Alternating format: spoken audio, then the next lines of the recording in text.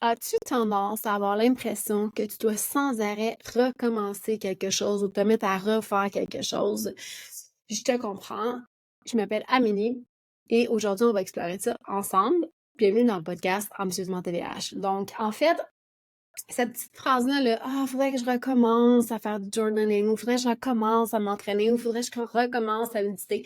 Cette petite phrase-là, si tu savais le nombre de fois que je l'entends en coaching, si tu savais le nombre de fois que quelqu'un m'envoie un courriel pour me dire tu sais, je sais ce que j'ai à faire, j'ai de la difficulté à recommencer. Puis là, j'espère que tu penses pas que je te ridiculise, mais c'est vraiment une phrase que j'entends extrêmement souvent. J'ai une tendance, moi aussi, à l'utiliser. Mon conjoint a tendance aussi à l'utiliser. Et moi, aujourd'hui, en fait, j'ai envie de t'inviter à comprendre pourquoi on va arrêter d'utiliser cette phrase-là. OK? C'est un deal que tu fais avec moi aujourd'hui, s'il te plaît. On va arrêter d'utiliser cette phrase-là. Donc, quand tu l'utilises, je t'inviterai à recadrer ta phrase et je vais t'expliquer pourquoi. Donc, la première des raisons, c'est si tu as écouté mon épisode sur Assume ta décision. Donc, c'est l'épisode 101. Tu peux retourner en arrière, je vais te mettre le lien dans les show notes. C'est parce que quand pour une raison X, puis c'est des choses qui vont arriver, c'est tout à fait normal. Des journées où ça va moins bien aller, des journées où tu n'auras pas l'énergie, des journées où il va arriver un imprévu qui va faire en sorte que tu ne seras pas capable ou tout simplement tu te sens vraiment pas bien.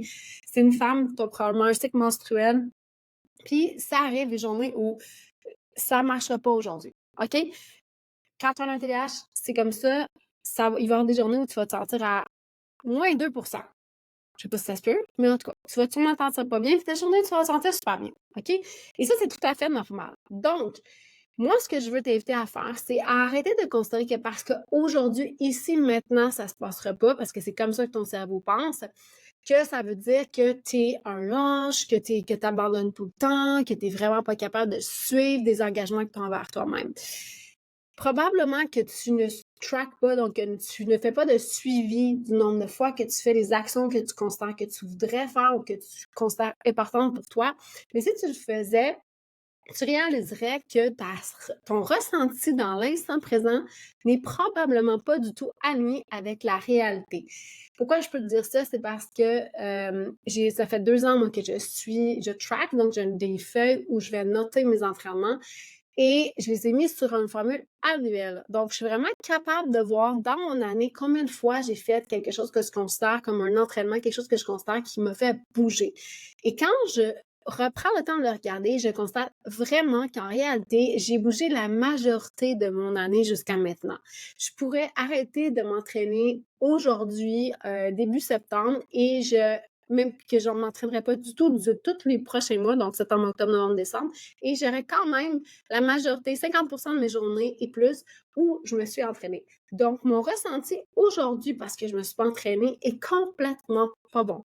Mais l'affaire, c'est que quand je me mets à penser ça, que je me mets à penser que je suis pas bonne, que j'en fais pas assez, c'est la preuve que j'y arrive jamais, c'est là où je vais développer une spirale, je pense une spirale de désorganisation où on va avoir tendance le lendemain, ça ne t'amènera pas à mieux te sentir puis à faire en sorte que ça va passer à l'action, ça va faire exactement le contraire.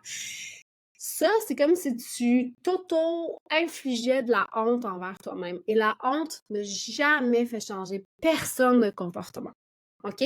Donc, arrête, s'il te plaît, de faire ça. Je te demande pas nécessairement de tracker ce que tu fais, de suivre ce que tu fais, de noter ça, je te demande pas, mais je te demande d'être doux avec toi, puis d'avoir la capacité de challenger ton idée, puis de te dire peut-être que c'est ce que je ressens en ce moment, mais dans la réalité, c'est probablement pas vrai. Tu peux poser la question à des gens autour de toi, tu peux te laisser des notes pour t'aider à, quand ça t'arrive, tu peux te mettre des post-it, puis genre, ordinateur, tu peux te mettre des post-it, tu peux te mettre des fonds d'écran, tu peux te mettre plein de choses. C'est pour ça que moi, je track mes épisodes de podcast.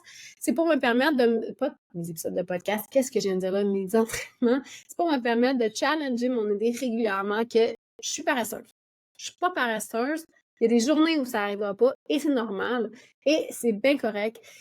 C'est ce qui m'amène à mon deuxième point. En fait, le deuxième point, c'est probablement que tes attentes envers toi sont totalement irréalistes. OK? On a tendance à être perfectionniste quand on a un TDAH. Et le perfectionnisme, bien que tu crois probablement que le perfectionnisme, c'est le fait de tout faire parfaitement, on en a des gens comme ça dans notre environnement qui nous donnent la sensation que mon Dieu Seigneur, qu'eux autres, qui ont tout, puis qui arrivent tout à faire parfaitement. Alors que dans la réalité, le perfectionnisme chez les TDAH, souvent, va s'exprimer plutôt par une attente envers eux-mêmes qui est complètement irréaliste et une paralysie qui suit ça, qui fait que la personne ne va pas passer à l'action. Elle va soit attendre à la dernière minute, ou elle va carrément abandonner le projet. Elle va remettre à plus tard. Si c'est un projet qui est important pour toi, mais qu'il n'y a pas d'ancrage dans le temps ou qu'il n'y a pas personne à qui tu dois ce projet-là, il y a des fortes chances qu'il soit abandonné. OK? Donc, la question étant, comment tu vas faire pour diminuer tes attentes envers toi? Si je reviens à l'exemple de l'entraînement, moi, mon objectif, c'est de m'entraîner, mon objectif, c'est d'être active. Et j'ai choisi de définir pour moi ce que c'était d'être active, c'est d'avoir la majorité, donc plus de 50% de mes journées actives. Ça veut dire que si je vise plus de 50%, il y a en potentiel de 49% de mes journées qui ne seront pas actives. Est-ce que je cherche à l'augmenter? C'est sûr. Moi, je vise pas 50 plus 1, mais reste que je ne vise pas le 100%. Pourquoi? Parce que c'est pas réaliste. C'est pas réaliste du fait que c'est sûr que tu vas attraper des problèmes. Moi, j'ai eu le COVID il y a pas très longtemps. J'étais absolument pas capable de faire quoi que ce soit pendant que j'avais le COVID. Quand j'ai des périodes où mes règles sont plus rough, j'ai tendance à avoir de la difficulté à bouger. Il y a plein de choses qui vont t'amener quand tu es dans une période intense de stress. Ça se peut que ce soit plus difficile pour toi de bouger. Et c'est pour ça que je te dis, revise tes critères qui vont te permettre de définir si tu as fait ou non ce que tu veux faire ou la personne que tu veux être, en fait. Parce que ce qui est important pour moi, au final, c'est pas tant que ça, ce que j'ai atteint un objectif X. Ce qui est important pour moi, c'est ce que tu ressens, que tu es aligné avec les personnes que tu as envie d'être. Moi, pour moi, ce qui est important, c'est d'être une personne active. J'aime ça, me sentir active, de faire plein de choses dans mon quotidien, de bouger, d'aller prendre des marches, de faire des entraînements, de faire des défis physiques. Et ce qui est important, c'est d'avoir plus de la majorité, plus de 50% de mes journées. Donc, deuxième stratégie, c'était de vraiment réviser ta façon de percevoir si tu as fait ou non l'action. OK? Ensuite, ça va être aussi d'évaluer, mais est-ce que cette action-là est réellement importante pour toi? Est-ce qu'elle fait partie de tes choses extrêmement prioritaires? Est-ce qu'elle te procure quelque chose que tu cherches à avoir? Ou est-ce qu'elle te permet d'éviter quelque chose que tu cherches à ne pas vivre, comme par exemple avoir des problèmes de santé? C'est important de vraiment te réévaluer cette priorité-là. Si d'emblée, ce que tu dis, c'est je devrais, il faudrait, il faut, je dois, OK, ces verbes-là, le verbe de devoir, oui, falloir, je sais pas c'est quoi. Là, je dis n'importe quoi. Je m'excuse. Donc, les verbes où c'est comme tu t'imposes quelque chose, où tu as l'impression que les autres t'imposent. Tu devrais te conformer à une norme sociale ou à une attente que quelqu'un a envers toi ou à n'importe quoi. Ou à ce qu'un coach a dit, ou ce qu'un entraîneur a dit, ou ce qu'un influenceur a dit, ou ce que n'importe qui a dit dans ton environnement. Si tu as cette impression-là, puis que tu choisis de faire la chose juste pour ça, c'est pas une bonne raison pour la conserver. Peut-être qu'il va falloir modifier l'action. Peut-être qu'il va falloir complètement l'abandonner parce que peut-être elle n'est pas compatible avec tes besoins à toi. C'est quelque chose que je vois très, très, très fréquemment et que je vois chez moi aussi. J'ai tendance à en anglais, on dit should yourself. On a tendance à se forcer à faire les choses. D'un, parce qu'on a envie de plaire, donc du gros people pleasing, c'est super fréquent. On a tendance à essayer d'influencer l'opinion des autres de nous parce qu'on a tellement peur de se faire rejeter qu'on a tendance à penser que si je me conforme aux normes sociales de ce que je vis autour de moi, ça va peut-être m'aider à être plus facilement acceptée. Puis je comprends ça, puis c'est tout à fait correct, mais sauf que ça te rend profondément malheureux, malheureuse de devoir te conformer à ces choses-là.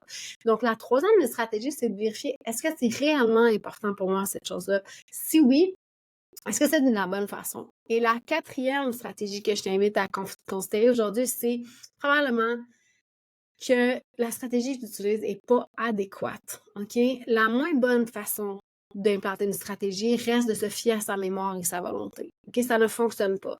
Le cerveau TDAH est extraordinaire pour retenir l'information quand on a un très grand intérêt. Mon fils, rapport au dinosaure, ou aux statistiques de joueurs de soccer, ça me fait halluciner. Mais dans la réalité, il y a de la difficulté à se souvenir de voir ses dents. OK? Puis ça devrait être beaucoup plus simple de s'en souvenir, mais en fait, c'est pas plus simple parce que ça n'intéresse pas son cerveau. Je comprends parce que ça n'intéresse pas le mien non plus. Fait qu'il faut que tu développes une stratégie qui est alignée avec ton fonctionnement de cerveau. Ça peut être de te remettre des rappels, ça peut être des post-it, ça peut être des alarmes sur ton cellulaire, ça peut être des éléments déclencheurs, ça peut être toutes sortes de stratégies, mais il faut que tu identifies comment tu vas faire pour passer à l'action. Puis des fois, en fait, pas juste des fois, très souvent, ce passage-là à l'action va se faire d'une manière complètement différente de celle que tu imagines qui est parfaite. Donc, la 5e chose que je t'amène à considérer, c'est comment on va pouvoir la modifier, cette stratégie-là, pour faire en sorte qu'elle s'accorde avec ton fonctionnement. Je vais te donner un exemple. Moi, je suis quelqu'un qui, en fait, on va parler de brossage de dents, OK? Et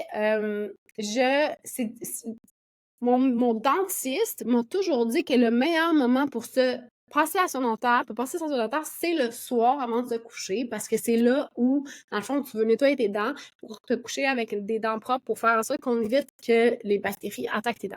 OK, ça, c'est supposé être le meilleur moment. Si t'es dentiste et que tu as envie de me dire que c'est pas ça qu'il faudrait faire, tu peux, mais bon, bref, c'est moi, c'est ce qu'on m'a dit toute ma vie. OK? Mais dans la réalité, moi, le soir, je suis incapable de me passer la soirée. C'est vraiment quelque chose que je déteste faire. J'ai déjà beaucoup de choses à faire le soir avant de me coucher. Cette étape-là, c'est comme l'étape de trop, puis je la procrastinais systématiquement. Donc, j'ai essayé de comprendre pourquoi j'arrivais pas à la faire. Parce qu'en fait, dans la réalité, j'aime ça, sentir que j'ai passé la soirée longtemps. J'aime cette sensation-là d'avoir la bouche propre. Alors, je me suis dit, OK, comment je pourrais faire? Et dans le fond, ce que j'ai réalisé, que c'est le moment le plus facile pour moi, c'est le matin. Quand je monte en haut dans ma maison pour mettre mes verres de contact, donc après le déjeuner, après que tout le monde soit parti, je monte en haut mettre mes verres de contact et c'est à ce moment-là que je me brosse mes dents. Ça va peut-être avoir l'air bizarre pour toi parce que, en général, j'ai pas fini de boire mon matcha parce que le matin, je bois un matcha. J'ai pas fini de boire. Je sais que je vais retourner en bas, aller faire une marche, m'entraîner, boire le matcha qui reste, qui est pas fini. OK? Donc, je vais ressalir mes dents. OK? Mais pour moi, c'est le moment qui fonctionne le mieux, où j'arrive le plus facilement à passer à l'action. C'est ancré dans le temps, je sais que c'est là, je sais que je le fais à ce moment-là et c'est beaucoup plus facile pour moi. Est-ce que c'est parfait selon les règles de l'art? Non! Mais dans ma tête, c'est beaucoup plus important que je le fasse, bien que ça soit imparfait, que de le faire parfaitement et de pas du tout le faire. OK? Fait que quand je te donne un exemple de perfectionniste, c'est facile de dire oui, mais la façon parfaite de faire les choses, la bonne façon de faire les choses, c'est celle-là.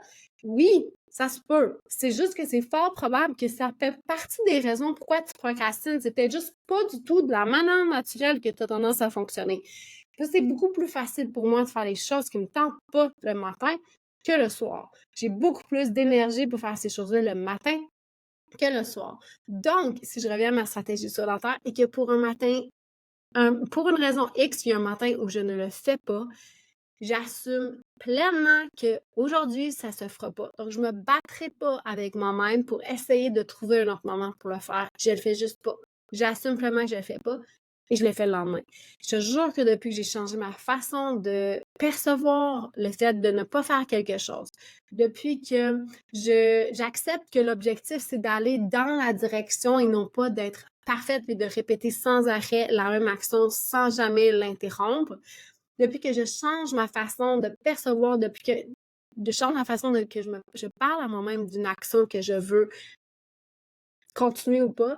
Puis d'ailleurs, les applications d'entraînement, de méditation, n'importe quoi, de tracking, où dans le fond, ils comptent le nombre de jours où tu vas t'entraîner, puis ils soulignent le nombre de strike, c'est quoi en français? Le nombre de jours consécutifs, OK? Au début, quand j'ai commencé, je trouvais ça vraiment, vraiment intéressant. Et maintenant, je te dis, je suis pas certaine que ça soit compatible avec ton cerveau TDAH.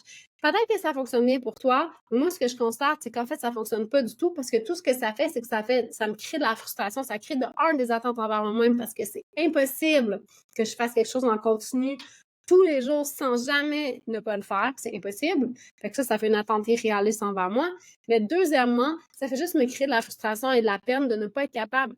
Ce que je veux, moi, c'est célébrer le fait que je fais cette action-là de façon récurrente sur une base qui est réaliste pour moi. Donc, je ne vise jamais 100%, je vise 5 jours, 4 jours, 3 jours, dépendant de ce que c'est par semaine.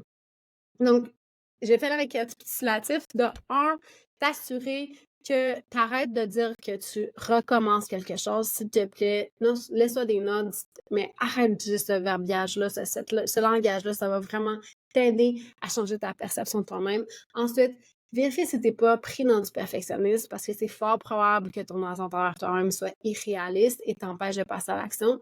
Troisièmement, valide donc que c'est quelque chose que toi, tu veux faire, qui est important pour toi, puis qui t'apporte quelque chose de positif à toi et non pas au voisin ou à ta conformation, capacité à se conformer aux attentes sociales.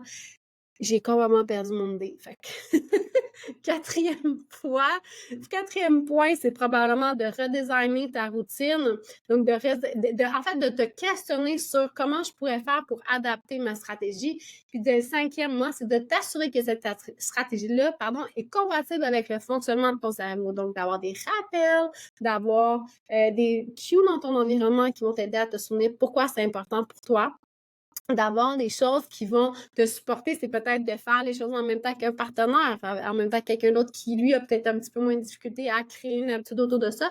Et j'aimerais terminer avec aussi le fait que c'est normal que ce soit plus facile d'implanter certaines actions que d'autres parce que ça va varier de ton intérêt. OK? Donc, ça se peut que pour toi, ça soit plus facile, par exemple, je sais pas moi, de méditer. Je connais pas grand monde TDAH qui a de la facilité à méditer, mais en tout cas, peut-être que c'est ça pour toi. Et que pour d'autres choses, c'est complètement difficile, comme moi, le passage sédentaire, c'était très, très difficile pendant très longtemps jusqu'à ce que je comprenne comment faire pour respecter ma façon de fonctionner. Donc, j'espère que tu as apprécié cet épisode-là. Je ne sais pas si tu as remarqué le nouveau format. En fait, il n'y aura plus d'intro, de outro avec la petite musique parce que j'ai dû changer de logiciel d'enregistrement du podcast. Et ben maintenant, j'ai choisi de le faire comme ça. Et sur ce, je te souhaite une très belle semaine. Si tu as aimé l'épisode, je t'invite à t'inscrire à mon infolettre. Je suis vraiment sur le point de sortir quelque chose de super trippant pour te supporter dans ton fonctionnement TDAH, qui n'est pas du coaching one-on-one. Donc, si ça t'intéresse, je t'invite à aller sur mon site web amélieléveillé.com. C'est là que tu vas trouver l'information sur le programme qui s'en vient bientôt. Ben, pas en fait, tu ne trouveras pas sur le site. Il va falloir que tu t'inscrives à l'infolette parce que ça va sortir dans l'infolette en primeur, pardon. Et je te souhaite une très, très belle semaine.